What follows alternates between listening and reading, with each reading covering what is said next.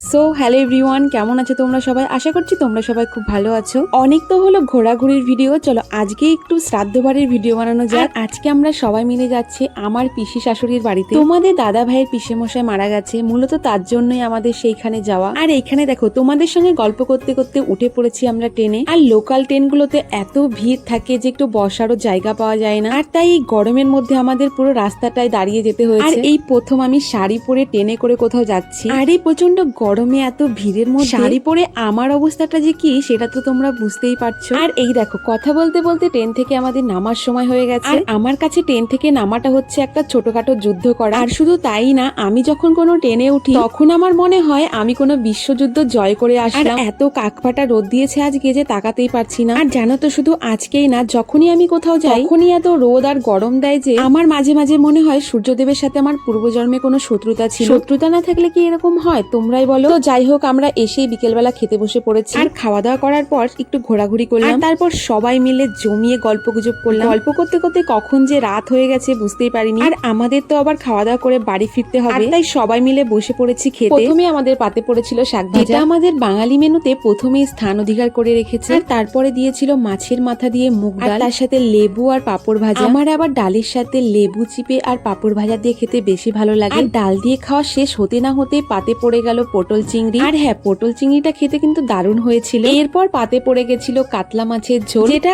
একেবারেই ঘরোয়া স্টাইলে রান্না করা হয়েছে। আর আমার পাতে পড়েছিল বড় একটা কাতলা মাছের গাদার পিস। আর আমি একটু মাছ আর আলু ভেঙে নিয়ে একটা ব্রাইট নিয়ে নিলাম। আর এইভাবে না আমার খেতে ভীষণ ভালো লাগে। আজকে আমরা একা খাচ্ছি না, দেখো কারা এসেছে আজকে আমাদের সাথে খেতে। একেই তো কদিন টানা বৃষ্টি হয়েছে, আর তারপর আবার আমরা আজকে খেতে বসেছি একেবারে লাইটের নিচে। আর তাই আজকে ওনাদের আগমন হয়েছে। আর ওনাদের জ্বালায় আজকে আমরা একদমই খেতে পারিনি। একটু যে জল খাবো তারও উপায় নেই, জলের মধ্যেও তারা জায়গা করে নিয়েছে। তো যাই হোক, তারপরে পাতে পড়ে গেছিল দই, মিষ্টি আর চাটনি, আর হচ্ছে পাঁপড়। কোনো রকমে আজকে আমরা খাওয়া দাওয়া কমপ্লিট করলাম। আর আজকের এই খাওয়া দাওয়াটা সারা জীবন আমাদের মনে থাকবে। তো যাই হোক, এবার আমাদের সবার সঙ্গে দেখা করে বাড়ি যাওয়ার পালা। এমনি তো আজকে অনেক রাত হয়ে গেছে।